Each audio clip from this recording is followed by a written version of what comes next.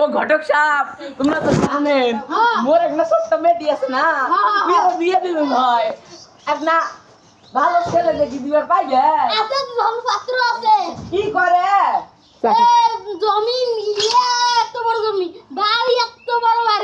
কোনো বিজনেস টিজনেস আছে নাই?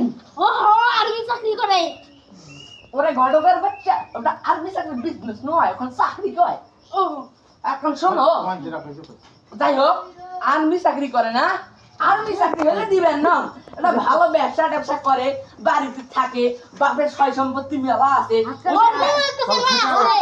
উদয় একটা চ্যাংড়ার নাম কর দেখো। হালা তুই মোর বেটি বিয়ে করবু না হয় মোর বেটি বিয়ে করবে? দিলে তো উইয়া দেন, তো দেন কে? ওরে বাবা রে বাবা, দেন দেন। যদি পাত্র ভালা হয়, পরে যদি মোর বেটি ধরি উলুম ধুলুম দেয় হয়, সুতরাং ওই যদি ডাঙায় তাহলে ওই ডাং মুই তোর ঘরে জানি ফেলাই। কথাটা মনে রাখিস। আর যদি 5,000 টাকা দাম দিবে না হইলে দাম তো থামাই বলিছি। আচ্ছা আচ্ছা, 5,000 নয় তো 10,000 টাকা দেব।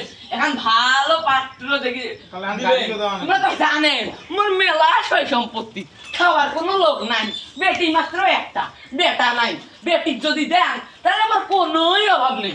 ওই শালা মোর যত সয় সম্পত্তি আছে সব একে দেব। সুতরাং পাত্র ভালো হওয়া লাগবে কিন্তু।